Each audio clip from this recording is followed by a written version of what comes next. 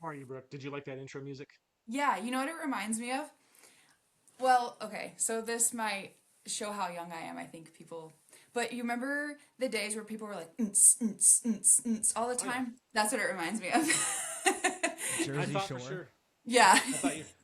I thought you were gonna say that reminds you of like a Hollister store or like a or a Abercrombie and Fitch because that's what Brad said it reminded him of. I was like, Yeah. don't say Abercrombie and Yeah. Fitch. Every I time think you I've play that music, I just smell it. I can Hmm. smell Abercrombie and Fitch. I never did. I think I've walked inside an Abercrombie and Fitch maybe twice in my whole life. I was more of an Aeropostale, but Hmm. The Abercrombie and Fitch store just smelled like that cologne that they had for a long time. I think it was called yes. Fierce. Yep. That's all Oh you yeah. got when you walked. It was just hit Hmm. you.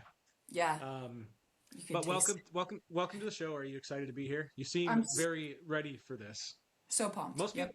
most people when they join, they're a little bit. It seems like they're a little bit timid at first, but you're just like, no, let's just do this. Um, Mm-mm. No. so For the it's second good. time this week, I'll quote the great Charlie Sheen. We have one speed. Go. Yeah. The great Charlie Sheen. We we're gonna. Here's kind of how this episode will go. I know I sort of debriefed you already, Hmm. but we'll dive into. We'll get to know you, dive into your history, your background, what you love about Macros Inc., what you like about working with clients, maybe some advice you'd give to clients for people that are watching or whether they're your clients currently or people aspiring to be your clients. And Hmm. then kind of wrap it up with a little bit more personal questions to like get to know you on a personal level. But Cool. why don't the first place we usually start is just with an intro that you can give us about your background. How'd you get into this? How long have you been with Macros Inc., that sort of Hmm. thing. So feel free to take it away. Yeah, it's really kind of a windy road on how I got here, but in short, I've always, on and off throughout my life, would go to the gym, kind of go through phases where I would work out or not work out, or try and eat well, try different things like mint and tea bag water to try and boost my metabolism, all of those things. But as I got older, after I had my daughter, I think it was, I was doing my husband's ancestry, and his cousin way down the line, I found him on Facebook, and they actually own a gym in Oregon, and they are huge in like natural bodybuilding, and his wife coached online, and I was like, huh, that's really cool. And so I saw her stuff and I learned a lot about macros just from her post.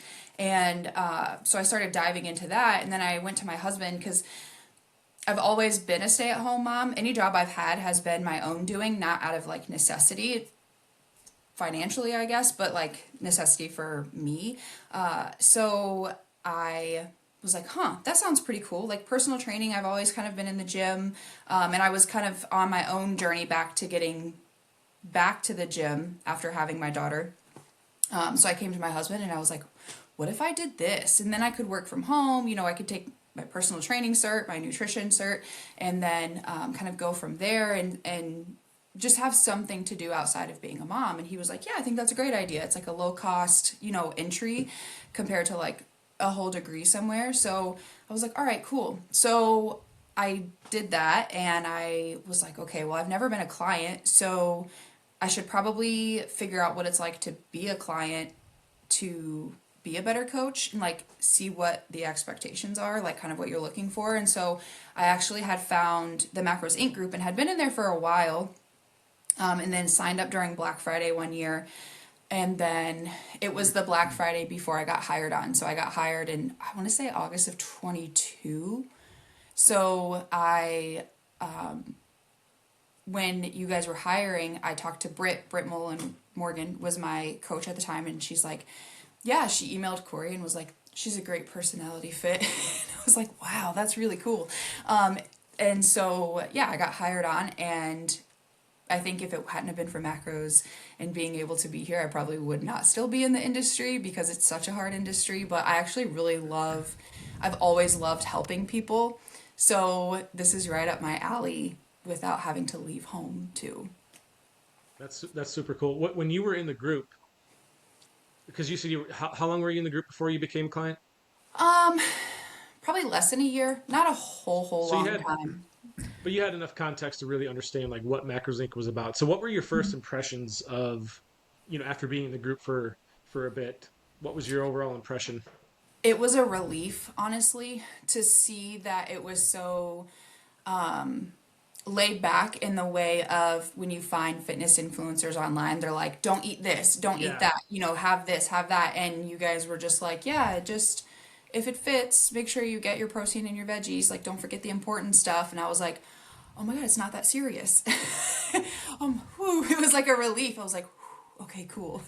I can do I'm sure this. that's This something is a lot of easy. people feel too. Yeah. It's interesting you point that out because I do think a lot of people maybe initially join thinking what's going to be shoved down my throat, right? What are these guys Hmm. peddling? And it's like none of that. So, None of it. uh, Hmm.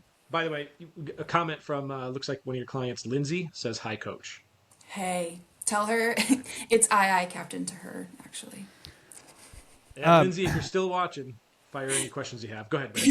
so as you kind of transitioned to being a client, walk me through what that experience was like.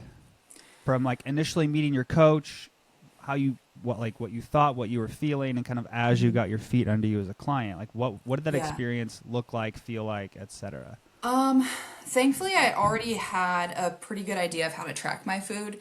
And so that was the easy part. But I was definitely like, I wish I could remember my at first meeting with her because I wish I could remember what it was like. But I do remember being super excited for the call. I remember having sweaty palms during the call. And I'm not Palms were kidding. sweaty. Were your knees Like, weak? Were your arms heavy? yes, exactly. Yeah. Mom's spaghetti was almost all over my sweater. Um, but I do remember being very nervous and then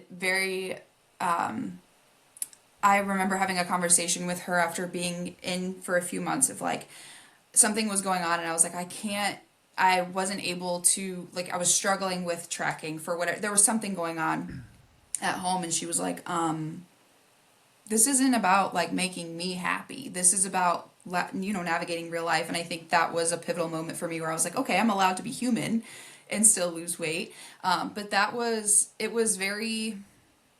it was cool because me and Britt get along very well, and it was cool having someone who could relate to me on a lot of levels, and we had stuff to talk about. But I also remember I was definitely very nervous, but she was always very supportive, like, hey, you're doing it. Yeah. I think you highlighted a really important concept there that I think a lot of times when clients come in, it takes them a while to understand is we're not asking clients to perform for us, right? Like this is Hmm. not a you need to do something because like you're a client and you need to make sure you're making your coach happy. Like what we're trying to do is guide you through your own journey and like help you build the skills and tools along the way to like do this yourself, right? Hmm. And I think a lot of clients when they come in, that's their expectation is like, oh, I have to do X, Y, Z for my coach. It's like that's not really what we're after. It's like Hmm. we're here to Yeah. try to help you solve problems for your own life. Yes, I like to Yeah, ask clients when they're struggling with something. I'm like, was this, say they were like, oh, I emotionally ate. And I'm like, okay, well, did it actually make you feel better? Like, there's no wrong answer here. Like, I love to throw that in. Like, there's no wrong answer here. Your life is your experience, and your feelings are always valid. So maybe your actions aren't always valid, but we can work through that. But, as long as you're okay with it, I'm okay with it. Yeah. I mean, kind of digging into that though is how many when we talk to clients, and a lot of times people say like, "Hey, I eat emotionally," so to speak. Hmm. How much of that do you think is real versus that's a concept that they've heard? I do think a lot of it is real. Um, and I'll say because most of my clients, when they do overeat, it's because something has happened. Although I find that when they're in coaching, they usually are able to pull it back a little bit. And so I like to tell people, if you feel like you're eating out of emotion, like having a high emotion level of to some degree, what we're actually doing when we are turning to food for emotional support, what we're actually usually trying to do is disassociate so that we can process. So there's plenty of other things that you can do to disassociate, but still keep your hands busy and get that dopamine that you would from eating or doom scrolling or something, that will allow you to process. And a lot of times that looks like going for a walk, calling a friend, journaling, diamond art, like reading like just doing something that you can sit on the couch. I've even been like, just take some fidget toys and make a little basket of them and leave them on your coffee table, so that when you're in the living room, you have no reason to go anywhere else in the house and you can just fidget and process and get it out. Because again, your emotions for whatever you're going through are 100% valid, but your actions are not always. Just like we tell our kids, like if they get in a fight at school, like you're allowed to be mad at this person, but you're not allowed to hit, right? So it's like very similar. Like you're allowed to feel the way you feel, but you're not allowed to abuse yourself. Yeah. That's good. Yeah, I mean, I think like one of the conversations that I've had with clients over the years is sort of along the lines of, and you ask your clients this question, like, hey, after you did that, like what did you actually feel? I think a lot of times they're like, well, it really wasn't that I was trying to solve the emotional problem. It's whenever I experience this, my behavior is this. And so it's more of just like the learned behavior pattern than it is like trying to chase the emotional, like solving the emotional problem, of more of just like, oh, this is how I just generally respond. And I just have to develop a new response to that. Yeah, it's like, I feel this, instead of doing this, I do this. And I think that's a big conversation when we have with clients, is like, what you're looking for is a response, and this is the one you've done in the past. Let's just develop a new response to the same like stimulus. And I think that's a big like perspective shift for clients, of like, there are other tools that you can have, and they're like, That's oh, just, yeah, they you're just right. go to that one because that's the one that they know. Yeah. No one's ever told them any differently. Two things. Another client just said hello to you, Sarah. Your client, What's Sarah. that, girlfriend? You got some, yeah, you got some viewers. What I wanted to ask you was, I'm curious what your answer would be if and when someone comes to you and says, how does, like, what do you do? What do you do as a coach? And like, how does it work? And how can you help me solve what I'm looking to solve? Like, how would you elaborate that answer to a person? Like just someone looking to come into coaching.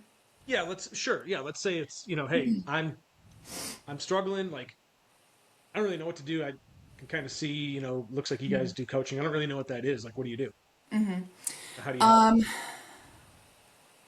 I don't know. I guess it's kind of nuanced because a lot of times I'll ask them what they're struggling with too.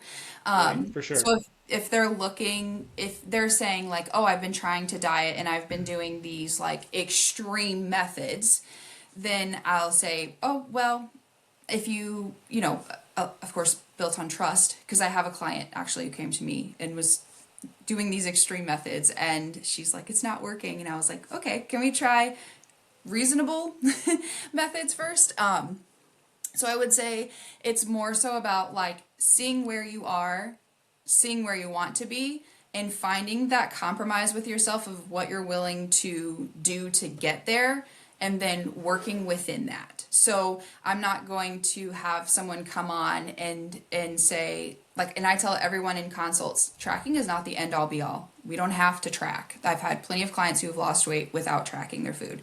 But what I want to do is figure out where you are, where you want to be, and what you're willing to do to get there. And we'll work within that means and do it while also building tools in the toolbox for things like emotional eating or going out to eat for date nights with hubby, or whatever it may be, but learning to make lifestyle changes, not just eating a certain way for a diet, but also building the habits so that you can maintain your loss later down the road. It's an interesting question, and that's a good answer, by the way. But the reason I asked that is because obviously a lot of what I do is people who are maybe looking into getting a coach or that are on the fence. One of the questions that, like the most common one is, well, how does it work and how do you help? And the realistic answer to that is, well, I I need to know what you need help with first. Like if I Yeah. were to just give you a blanket answer, I might tell you a bunch of stuff that you don't care about at all. So Hmm. like, well, what we help with depends entirely on what are you looking for help with? Like what are you struggling with right now? Yeah. Right? So kind of like you just said, it's Hmm. let me understand where you're at. Then I can Hmm. sort of speak to, okay, well, here's how I would help you with that, and here's what we would do. Hmm. Um, that's going to change along the way. Probably there's going to be different nuances to that, but Hmm. in order to answer that type of question, it's we really need people to kind of help us understand what is it you're struggling with. And I think Hmm. people are often surprised at no matter where you are, no matter what your struggles are, we can find an approach that works. Like that's Hmm. what's so awesome about coaching is like it just doesn't. It's like you can work with anybody, and it's just Hmm. about putting your heads together, being like, here's the next thing we're going to try. Hmm. And if that doesn't work, here's what we're going to try next. If Yeah. that doesn't work, we're going to try. So it's like you're going to get it eventually. Hmm. It's a matter of working together and finding out what works. Yeah. Um, I do have one more question. Actually, go ahead, Brad. I'll ask mine in a little bit. Go ahead. You know what's really interesting to me about what you just brought up is when people ask how does it work, I usually feel like that's the wrong question, Hmm. right? Like what are you actually after? You're Yeah. actually after the Matters, yeah. outcome, right? So Yeah. do you care of we do it exactly how you think we should do it, or do you care that you get the outcome that you want, Just get me right? from A to B. Hmm. Like I remember, man, this was probably 15 years ago. God, I'm getting long in the tooth here, Dylan. I had a Also, client who 15 years ago. So when you were 15, because you're only 30 now. Keep going. Okay. no, I'm 21, so I was 6 years old. I had somebody reach out to me when I was kind of just like had my own small private practice, and they were like, "Hey, I heard you do coaching. Like, can you tell me how it works?" And I was like, "Well, what do you want to know?" They're like, "Well, like I want to know your process." I'm like, "Okay." Hmm. So let's say I have the process that you think is exactly how I should do it, but you have a terrible result. He's like, "Well, what are you talking about?" I'm like, "Well, why does it matter all of the like intricate details of like how I coach and my emails and how long they are and how many days a week I Yeah. respond to you and my turnaround time and like what philosophy I follow versus like what do you actually want at the end of this?" And he's like, "Oh, okay." It's like if you went to your financial advisor and you're like, "Hey, I want to make $20 million over the next 20 years," and I go to you, "Okay, then we can do that." Or it's like, "Hey, here's the process. Like, here's how you're going to set up your checking account. Here's how you're going to send me money. Here's how we're going to do this. Like, here's our exact meetings." But then we don't index it to the outcome. It's like, who, Hmm.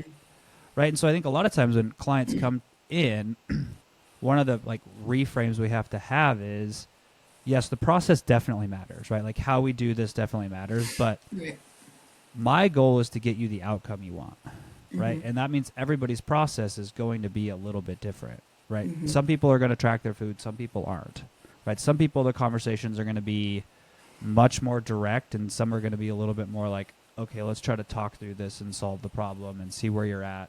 Hmm. And some people, it's really just what's the optimal training program, what's the optimal diet, and some people it's going to be like, hey, we got to look at your schedule every week and like completely rearrange it if you want to get to where you want to talk about. So I think Yeah. it's really important when we talk to clients, it's like, let's focus on what is the outcome, and then let's Mhm. reverse engineer our process from there.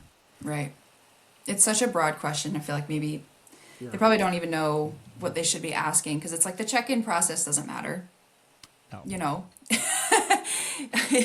it's like that's because when that's essentially what it feels like they're asking when they ask stuff like that is like, how does it work? Well, what are you willing to do? Because that doesn't matter. Yeah.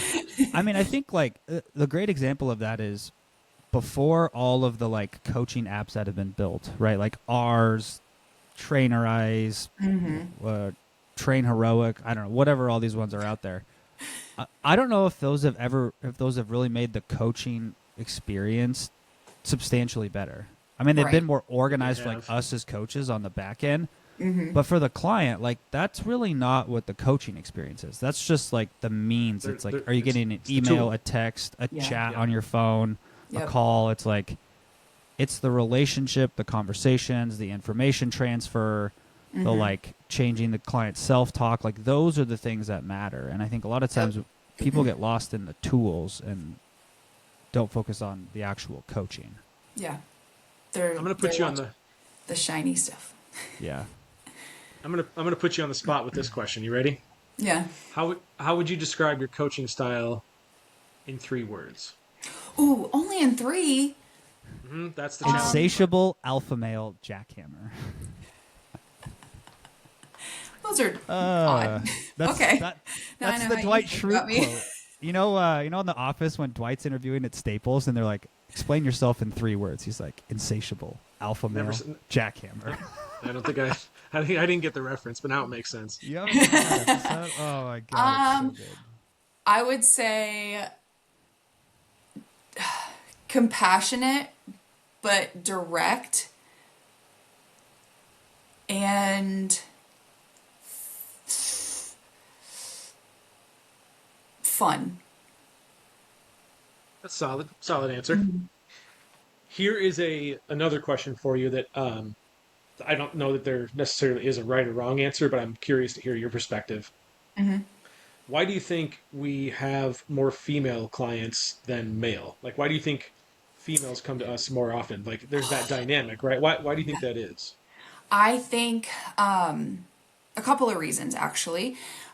There's a whole generation of women who were targeted by tabloids saying, I know when I was growing up, like Lindsay Lohan, Paris Hilton, Jessica Simpson, like rail thin, pants down to their pubic bone, not an ounce of fat hanging over their jeans, like that is what we were grown up. Like, this is what inspirational women looked like. So I think that that's a large part of it. Of course, also, women's hormones fluctuating throughout the month makes energy and hunger levels vary throughout the month at times. So it's harder. Like the tale story of I've been dieting for 6 months and lost 3 pounds. My husband cut out soda and he's lost 20. Like, we just have like some things not working against us, but making things a little bit trickier that we have to navigate a little bit. And I think women, especially mothers, take on this persona of I should be able to do it all. And so they have children, and that comes with weight gain a lot of the time. Sometimes that's hard to get off, especially as parenthood evolves and things get harder. But then we take on the task of I should be able to handle it, and they try these extreme methods that are unsustainable and not realistic and terrible. But I also think that there's a generation of men who were taught not to share their emotions or, to be not Suck be it in, up.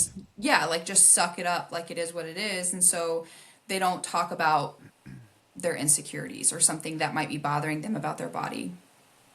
I think there's a lot of reasons. Have you guys ever like thought about what? And this, I mean, this would be a deep discussion or conversation, but we don't need to go down this road. But like, just I'm wondering if you guys have ever actually thought about where we get our beauty standards or what we think is like visually appealing, and then based on what we believe we should look like, that's what we chase, right? Like, there's this kind of this standard. And I think about where did that come from? I mean, some of it's Hollywood and what they portray as beauty, what the tabloids say, what billboards say, what these picturesque pictures of people suggest we should look like. Social media is a big influence on that. These kids growing up these days on Instagram, they see, like Brad and I have done episodes before where we talked about like what you see on social media, for example, in people's lives, it's fake because they're not. It's like nobody's going to broadcast their real life, right? So, but we think that, oh, based on what I'm seeing on my phone, this is how I should look, this is how I should behave, and therefore I'm going to pursue that. So, very deep, complex stuff, but like, it's just a thought that I've had before where, like, I kind of wonder, well, where did we get this idea of Yeah. ideal human physique and ideal human beauty, and then we chase that. And I sometimes wonder, well, what's that based on?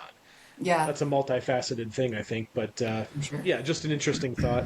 Well, I mean, there's actual research on that, right? Well, I what mean, is it, Sure. guys? like evolutionary biology. I mean, the original basis of it is based on like fertility, reproduction, health, like those things, right? Yeah. There's a reason why certain physiques like suggest higher mating potential and interest. Like Sure, we that makes know sense. that, right? Like that's been pretty well studied. But what's been really interesting is in the last probably 30, 40 years, it's just been like an arms race of more extreme results, right? Like if you look at, I mean, look at the beauty standards of like, even like in Hollywood, right? Like look at the leading male actors of like the 90s and 2000s and then like who they are now. I mean, like go look at, great example, Hugh Jackman and the original X-Men Wolverine, right? Like he was in good shape, but like now we would call that, I'm going to borrow a slang term from our younger generation, that would be like a mid physique now, right? Now it's like he has to be like, on testosterone replacement for a year Lean, before the yeah. shoot. He has to like get his carbs exactly right and his water exactly right for the one day he has his shirt off. And it's like, look at the Yep. first X-Men movie versus the last one where he was shirtless. And it's like, it's For just sure. such a like arms race, right? I mean, look at the superheroes, right? Look at the Hulk, look at Thor, look at, and then we talk about women's standards. Like, look at who was considered like beautiful magazine cover in the 80s, 90s, and now today. It's like the fitness models are very different. And so there was kind of an original evolutionary basis for it, and then it's just gotten really morphed because of those things. Now, the other thing that's really uncomfortable that people don't want to admit is this is all driven by our own behavior, Yeah, right? for Like sure. if you look at, I mean, if anybody ever wants to look at ad data, like if you put two images of somebody who's like an average physique and you're like, hey, this is the weight loss company we have, and there's somebody who's like absolutely shredded and looks like they just peaked for a fitness show, and you put that ad up, one of those performs 10 times better than the other because we just are wired to look at the extreme results because we're always chasing like the high end, right? Yeah. Or I was going to make a joke that back in Brad's day, the Marilyn Monroe was the height of beauty. And she wasn't shredded, wasn't she? She wasn't No. like thin. No. Brad's actually secretly a Back in vampire. The Brad's dude's day. like 100 years old, and he just Yeah. looks like Dude, he's I 30. wish that'd be if I had compound interest since like the 1900s, early 1900s. That'd be great. Gosh. That's And why yes, I do vampires think- are so rich in all the movies. You know that, right? Yeah. Because That they've makes- lived for hundreds of years. Yeah.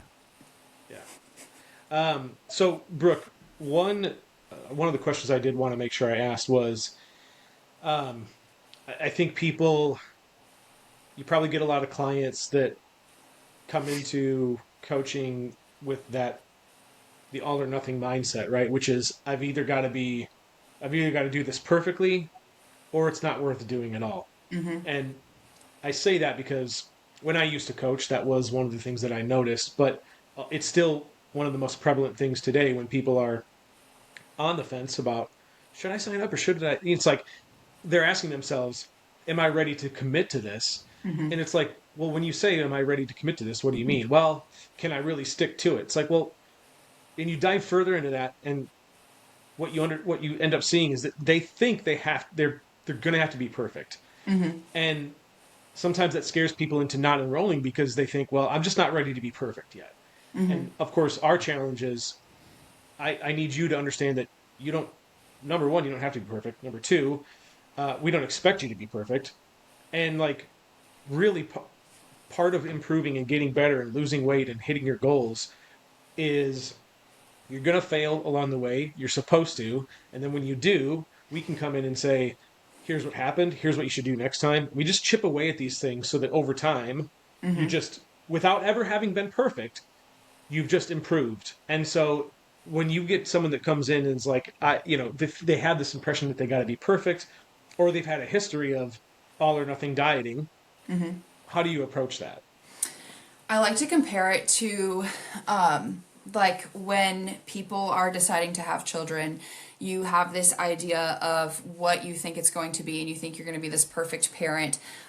Or maybe you have concerns that you won't be able to, like, you're a parent every day of the year once that child is here, right? And you're not going to be a perfect parent every day, but you're still going to have that kid because you know there's going to be more good days than bad days. So I like to compare it to real life situations like that. And then I like to say, we're going to do all or something. So if you're, on your best day, you are tracking 100% and meeting your protein. And so maybe on your middle best day, like, have some energy to still put towards tracking and eating and planning and things, but maybe not what you usually have. Maybe we're reaching for a bare minimum step count, or you're aiming for at least 80% of your protein. You're aiming, or I'll give you like a range of calories. If they're really extreme in that all or nothing mindset, I'll be like, okay, well, aim between these two calorie numbers, and wherever you land is going to be good enough. And I like to also point out to them as we get further into their journey, like, hey, remember last week when you only tracked 5 of the 7 days, but you still met your bare minimums those other 2 days and you still lost a pound that week? That shows that you don't have to be perfect, you just have to be consistent. And so I love to throw that data in their face because they don't even realize it's happening when it happens. And so I always point it out, like, hey, you did better than you would have. Maybe it wasn't your best performance, if you will, but you did the best you could, and that mattered because now we're still seeing loss on the scale, or we're still, seeing your energy levels are in a good spot because you're prioritizing those fruits and veggies. Like, I love to just throw it in their face, like, hey, if you can't do it, compromise with yourself and find a way to make it happen and do your best. But and I'm gonna prove to you that you don't have to be perfect. Then when they see that, they're like, oh yeah, this actually, like everything I thought, everything I believed coming into this that's looks like I've maybe been believing the wrong thing this entire time. Oh, I Mm-hmm. don't have to be perfect. I just have to Mm-hmm. be relatively consistent. Yeah, How many kids do you have again? 3. You have, you have No, she three. has a lot more. Her cows are her kids too. They are. And this is totally random, but you mentioned like when you decide to have kids. When I was, I don't know, 20 years old, I was working at a restaurant, and you've probably been in restaurants before where parents like their kids are just running around, and you're thinking, "What? God, you guys are terrible parents. Set your kids down." And I just remember thinking, man, someday when I'm a parent, I'm not gonna let my kids do that. I'm gonna be so much better. And then you get to be a parent, you're like, I did not do better than I thought that those people were doing. Yeah. My So that, oldest was humbling. I couldn't take him. Well, I had to take him everywhere with me because I didn't have like community. Like, he had to come everywhere with me. mm, But I was also young, so I was like, well, having a kid's not going to slow me down. Let's go hang out. This is your new aunt. This is, this is our this is your new cow. yeah. Um, but my oldest was so hyper as a kid. I remember going to like doctor's offices and stuff, and I would be so anxious just leading up to having to sit in the waiting room because I knew he was going to be like running in A pain. circles. Yeah, and yeah, yeah, yeah. and Been there. it's so funny when other people are like apologizing for how their kids are acting. And I was like, I promise you, your child is bothering you more than it's bothering me. I was like, but look, now he's almost 12 years old and he sits there and he Yeah, doesn't want to be anywhere near me. I was like, but yeah, he used to be the same way. I promise it does get better. Like, yeah, it'll change. yeah. Yeah, it changes your life, and it definitely changes your perspective. Hmm. Um, I had one other question to that that was related to coaching, and now I'm totally spacing it. Um, dang it, if I think of it, I'll be sure to ask. Yeah. I have some random personal questions for you Okay. if you want to Sure. dive into those. But Brad, I mean, Brad might have more coaching related questions or things that he wants to ask first. Did you have anything first before I dive into some of the random stuff, Bradley? What has been the most surprising thing about being on this side of coaching? Like, as you've been exposed to more clients, like, what has been the biggest, like, oh, okay. Um, oh, I would say again, it's not that serious. Like, it is, these are people's lives in your hands. Essentially, they're trusting you, but it's not that serious in the way of like when I first started coaching, when I was very young and coaching, very new, I would be like, well, if they don't track their food, how are we gonna coach them, Yeah. or if they're not doing everything by the book. I wasn't good at finding that middle ground for them, and so I think the biggest realization also was that I'm better at finding the middle ground for other people than I am for myself. But it's not that serious in the way of like there's a way to coach them. We just have to figure out what works best for them. Yeah. I mean, as we've been doing this now for decades, it's always a good reminder whenever I work directly with clients of like, one, how we're all our own worst critic, right? I think as clients, we're often harder on ourselves than anybody else is. And I think a lot of times when you're on the client side, we feel like when we do that, it's a good thing. It's like, hey, if I'm hard on myself, like I'll get better at something. And it never really ends up that way. And a big part of what we end up doing as coaches is like reframing people's self-talk of like, okay, we got to get out of this habit of just the like continual ragging on yourself. I think that's a big part of it. I think the other piece too is, I think the biggest eye opener for me is I think people really struggle to put themselves first. 100%. Right? The whole like you got to put your own oxygen mask on before you can save anybody else. I think just as humans, good people are generally wired to not do that. And I think we just assume if we take care of everybody else, our lives will be okay. And a lot of times as coaches, we just end up having to give people permission to put themselves first and be like, hey, if you want to show up as the best spouse and parent and employee, like you have to take care of yourself. And you prioritizing eating well and getting on a walk and going to the gym and taking care of your body is actually required to be the best version of yourself. And it's okay to tell your spouse, like, hey, can you watch the kids for an hour while they go to the gym? Hey, guys, we're changing how we eat in this house because we all want to live better, longer, and like have healthy bodies. And I think people are often afraid to have those conversations because it feels selfish. And in reality, it's the best thing you can do for everybody around you. Yeah, 100%. It is, yeah, that's definitely a huge thing. And to add to that, like I've told plenty of people, even if your husband is just 100% against it, it's not your responsibility to take care of him, and you can make yourself something different. Is it frustrating to have to make 2 meals? Sure. But this is the route you chose for yourself, so you need to accept that this is your reality. Yes, some people have supportive spouses where it's a non-issue and things are changing, but that's not the case for everyone. So you have to accept what your reality is and figure out how you're going to move forward with it. Because, again, like you said, a lot of us are natural born just nurturers, and it's just an assumed identity almost when I think, especially as you become a parent. I've been a parent most of my life. No, that's not true.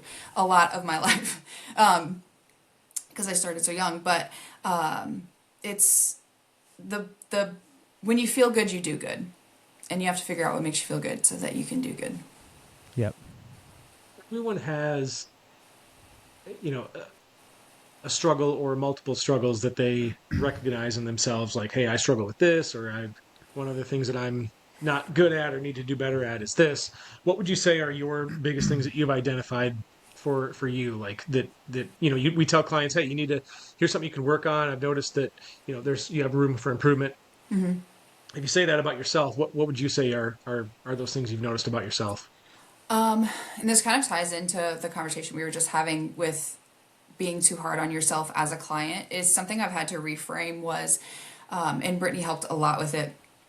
I used to have this inward expectation of myself that because I was a coach, I had to have like visible abs and be super lean and be jacked and like constantly like cutting or bulking or cutting or constantly increasing my strength. Yeah, like just constantly getting more. And Brittany one day was like, but who told you you had to do that? And I was like, oh my gosh, nobody. uh, you know, but that is one thing is I have a lot of high expectations of myself, and I think the past couple of years have really helped humble me because those things couldn't be priority because just so much other things going on. And so things, what did you say? Things that, It's like, an area that you recognize as, for lack of a better word, a weakness or like something you want to work on that you struggle with. Like, what would that be? I could always be better about my nutrition. I still snack a lot or can get caught up in snacking and not accepting that hunger is not an emergency. I Yeah. tell people that all the time, and then the second I get a little bit hungry, I'm like, I'm miserable. Like, Yeah. I hate this. It does suck. It's funny you mentioned that. I'm trying to lean up a little bit. We always take like a family trip every year, and this year we'll be going in May. We're gonna do Mexico again. So I always like to like lean up a little bit Yeah. for those types of vacations. So I'm kind of starting now. And the other day I was like, I'm sitting here, I'm like, damn, I'm hungry, and like it sucks, but I'm just kind of, it's just part of it. I feel like it gets easier the more you do it, but Yeah. it doesn't ever mean that it's enjoyable. Like that feeling of hunger just sucks. You just want to like go smash everything. Yeah, I feel like when I lost 60 pounds, it was much easier than trying to lose 5 pounds. Like that's all I really am aiming for right now, and I'm like, this is torture. I would much rather be on a 60-pound weight loss journey.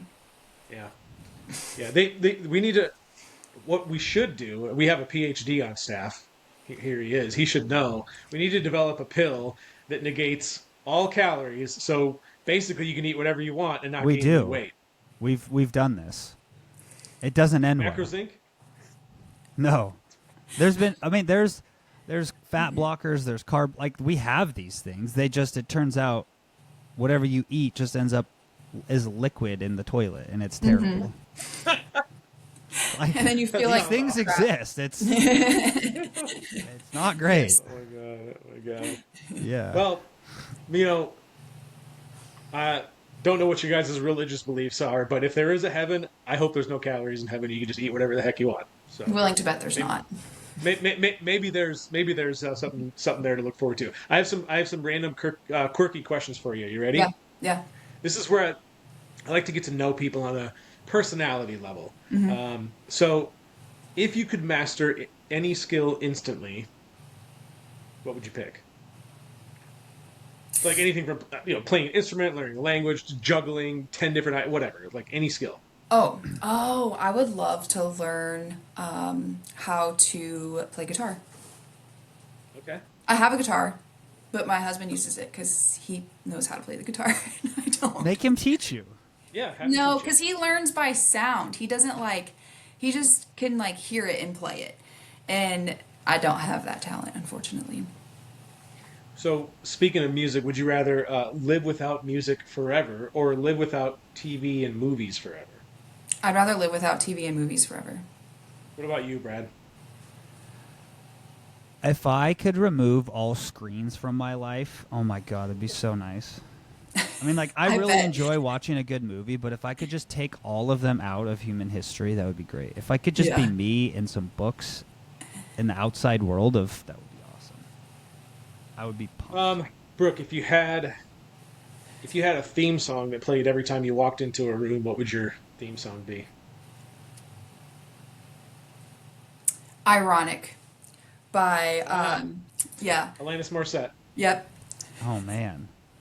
No, we have a question, and I'm really upset about it. No, we don't get to see any of Coach Brooks' cows today. Sorry, I have B back here. She's taped to the wall, though. My favorite. That's some strong tape if you taped a cow to the wall. But I was going to ask Brad that same question too, but I already know his answer. I think if Brad had a theme song for any room he walked into, it would be "Gangster's Paradise" by Coolio, right? Oh. I have rapped that song in front of an entire bar before. We had a Completely karaoke system growing up. My pops did, my grandpa, and he played the didgeridoo. He was notorious for learning how to play weird instruments that you never have heard of before. And so I rapped Slim Shady, like I'm the real Shady. Slim I Shady rapped sounds that on nice. karaoke while he played the didgeridoo in the background. I have a video of it somewhere. That's awesome. But yeah, he was like, wait, I was getting ready to go out with my friends, and he's like, wait, do Slim Shady so I can play the didgeridoo in the background. And I was like, all right. You should The post that didgeridoo online may be sometime. the most underrated instrument in all of human history. It is It's so insane. cool. Yeah, and it's super hard. Yeah. So the Olympics are going on right now. Here's a question related to that. If you had to compete in the Olympics tomorrow in a completely random event of your choice, what would give you the best chance of survival? Survival? Or like Yeah, like you. I mean, I don't not, think obviously not. very few people have died in the Olympics. So I don't mean death, but like it's like give you the chance of surviving the event itself, like to completion, like you completed the curling. event. I could do it. I have no idea. I'm not Curling. athletic. You If could do you- curling. Have you ever done curling, Brad? No. But I feel like I could survive it. Yeah. Especially Well, if I've I never was ice just the skated like though, so that scares pusher me. guy. I guess what I mean, maybe I should have rephrased it to like give you what would give you the best chance of doing well at it, like God. performing it well. None of them. Probably rugby. Is rugby in the Olympics? The Summer Olympics, Sure. maybe. Because don't know. I would just have a heyday tackling someone. I feel like Brad's would be breakdancing. Oh my God, no. Could you just picture his long arms and legs just spinning everywhere? Be great. I have the Um, worst, like, body awareness being upside down, or like, I can barely do backflips. I can't. I'm so bad. My body awareness in the air is terrible. So is my son's, and he managed to teach himself how to do handstands and walk without breaking anything, which is amazing in itself. Do you have any completely useless talents? Any talents that you have, you're like, I can do this, but I can do like nothing with it. No. Okay. Would you rather be stuck in a rom-com or stuck in an action movie? Oh my god. They both sound terrible. I guess a rom-com, because then at least I can make funny jokes or like deflect Sure. with humor. Okay. Dude, Um, my wife and I will watch rom-coms occasionally, and I get so uncomfortable in the middle of those movies when, like, because the whole plot of the movie is like people meet, they fall in love. One of them does just something so stupid. yeah, Every time yeah. that happens, I get so uncomfortable. I'm like, I can't watch this. This just like, really, what are we doing? Come on. Every Well, time. it wouldn't be a plot if they didn't follow that formula. Yeah. I mean, it would be a plot. It would just be a different plot. If you could only eat Just one saying. type of, I think I've asked this question to everybody, but if you could only eat one type of food or type of cuisine for the rest of your life, what are you choosing? Stir fry. Oh, God, that's a solid answer. That's a really solid answer. You get all those delicious veggies, a great sauce, you got your protein. That's a damn good answer, Brooke. Um, let me see. If you won the lottery tomorrow, what's the first unnecessary but awesome thing you'd buy? Unnecessary? I mean, all of them are kind of unnecessary, right? Like, do we actually Yeah, need like I these can things? find a job for everything, right? But I would probably buy copious amounts of land. Yeah, that's a good answer. That And was put my a bunch of answer houses too. on it. When Dylan asked me that, I said Like I would go I'd- buy a ton of land. Yeah, and I'd put a couple of houses on it, and I would make my dad move on it, and my mom, and put them on separate. They're not together anymore, so on separate ends, but they get along enough, to be in the same room together. Sure. So I would be like, no, we're all here now. No more traveling. If animals could talk, which one do you think would be the rudest? Oh, that's an easy answer. I would think cats, but maybe I don't know. Yeah, I think cows, honestly. Really? Beatrice, my favorite cow, she makes some faces. She's the nicest and sassiest cow I've ever met in my life. I just But have one more. Oh, yeah, go ahead. Keep going. I Sorry, was yeah, saying go ahead. maybe like a jungle cat too. Okay, Like they just that's have probably that fair. like I own Yeah, this, yeah, you know? yeah.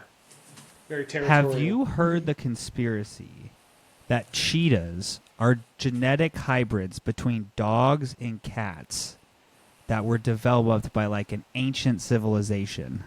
Have you heard this conspiracy theory? I have not. No. I heard it Where do last you night. find these? My Where wife do you sent it find to these me. people? Dude, I don't know. My wife sends me crazy stuff. But it was very, I was like, hey, you know, there may be something here to this. I might have to believe this. Mm-hmm. So now she wants a pet cheetah.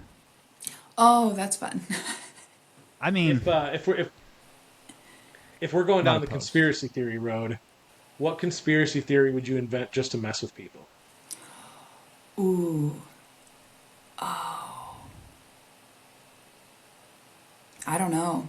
I'd have to think I know about that. exactly what mine would be. What?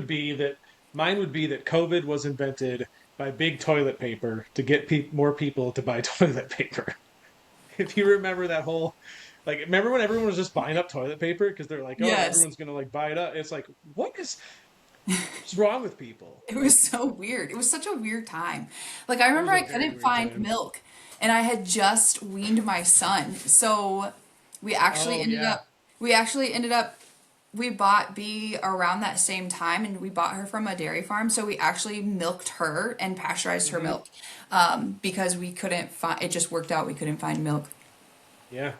That's Good thing you're crazy. able to do that because yeah, I do Hmm. remember that part too. There was like and Hmm. like formula was like out of stock and There was all yeah, it kinds of was stuff. Yeah. yeah, it was wild. It When was a my weird time. wife when my wife started breastfeeding the baby last year, she was like, "Oh, I wonder if I produce as much milk as a cow." And she Nope. had no idea. And so we looked it up. Cows make so much milk. So Oh much. my god. Like in a Yeah. year it's like, "Holy." Well, even in Yeah. a day, there's some breeds they'll milk twice a day and they'll get like 3/4 to a gallon every time. Yeah. Wow. That When is a I would lot. milk A Beatrice, dairy cow yeah. produces roughly 2,000 to 3,000 gallons of milk per year. Mm-hmm. Holy High crap. yield Holstein cows can exceed 10 gallons daily. Yeah. Well, they must need to eat a Oh ton my of food. god. Like how much do they eat? Because that's got to be a lot of. Yeah. Well, a lot of dairy cows are tall and skinny, so they don't have a lot of body fat. Not, I don't know how much that matters, but they are large and they need Sure. more food, I think, naturally, More. Yeah, anyways. yeah, for sure. But the And in quality of the charge. feed matters too. I think if you have really high quality feed, you don't have to feed as much. Yeah. Speaking of animals, the one so the my my dog died back in October. It sucks not having her around. Definitely miss her. But one of the things that my daughter really wants, she wants another pet, and she thought she Hmm. wanted another dog. She She wants a wants snake. a pet. She wants a pet. Those little pigs, like the mini pigs. Or no, I'm sorry, not pigs. What am I talking about? Goats. Like you ever Oh, seen those videos of the mini goats? They are the cute. They might be the cutest animal in the world. And like when they're happy, and they're like they jump around. Like it's just so she's seen these videos of these baby goats that are just the most adorable things you've Yeah, ever your seen. HOA is So not going to let that one you pass. should look up, you should show her videos of mini donkeys. are they pretty They're so cute too? cute. Yes. Yeah, I don't I know. want a donkey, but I did look in. I actually did look into okay, what would it realistically take to if we had a pet goat? And they're basically like, well, when they get bigger, you need like they'll try to like get out of your fence. They'll try to like apparently they're very mischievous. So I'm like, I yeah. don't think I want to deal with Yeah, that. Mm-mm. but No, I they can get out guarantee of you. anything. Look at They your can HOA crawl. rules, Dylan. They will not let you have a I, goat. you know, Brad, you're going to be disappointed to hear this. I'm not bound to HOA rules. This area is not an HOA, so we're free as a bird. Ah. I Yeah. find that. What are your CCNRs? Can't talk about it on this podcast. I don't know. Would I realistically get uh, a pet like that? Probably not. But Hmm. it's cute. It's a I cute think you dog. should. I think you should let it sleep in your bed. My wife probably wouldn't mind. They This really adorable are. little thing could sleep with us. I have the lady we bought Beatrice from. They got rid of their cows, and well, most of them, and now they milk, or they don't milk goats, but they breed goats. And you go over there, and it's just like cuteness overload. They're everywhere. Yeah. Oh yeah. Yeah. Because you're in Wisconsin, right? Mm-hmm. What city do you live in again, or what nearby?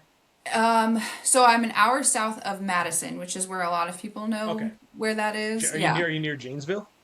Yep, Janesville. My husband actually used to work in Janesville. I'm still Okay. about an hour away from that, but if I Okay. go to town, I go to Janesville. Yeah. Okay. No, I was just asking because you're not, you're not terribly far from me. Hmm. I just remember like we had a couple years ago when we had our meetup in Chicago, like driving Hmm. through, and I remember thinking that I thought you had lived somewhere along that corridor, Yeah. that highway to Chicago. I just couldn't quite remember where, but Hmm. yeah, if you ever, like I said, if you ever make it up to the Rochester area, not that you really would, but you're not that far away. So if you ever do, hit me up. Yeah. We'll Well, you Dylan guys will can end. come together. here, and I'll show your girls the animals because you can pet my There you go. cows. Dylan will invite you out for a drink and then make you pick up the tab. So just be prepared. I'll just take his wife out instead. Better You guys probably have a great strategy. time. Yeah, I'll, I'll stay and watch the kids. You guys go have a good time. Yeah. I feel like this was a fun time. I learned things about you that I didn't previously know. Is there anything else that you wanted to wrap up the show with, or anything that you wanted to say to maybe potential clients or might be watching or going to watch this back? Anything at all that you want to end the show with? Um, I don't think so. Brad, do But you have anything? If you would I, like Go to ahead. work with Coach Brooke, go to macrosinc.net and sign up, and you can request her as your coach. yes, You can also demand that she sends you pictures of her cows on your check-ins. it's just that's what I do. Not with check-ins, but anytime I have to send out a message to everyone all at the same time, I'll be like, here's a cow picture for tax because I don't like to do that if I don't have to. Like, here's a picture for your inconvenience. Yeah. Yep, Well, it has been fun. I appreciate you taking time out of your day to come do this with us. for sure. We'll do this again. I don't think this will be the only time that we have you on if you're open to coming on again sometime. But Absolutely. yeah, thank you for everyone. Thank you everyone for watching. I hope you guys found it beneficial. If you want to work with Brooke, like Brad said, come sign up. Just say I want to work with Coach Brooke. We'll get you hooked up. I will get this lovely outro music playing for the folks, and we'll scurry on out of here. So, Brooke, talk to you soon. Thank you very much. Bye. Right All on. right, bye, Thank you. guys.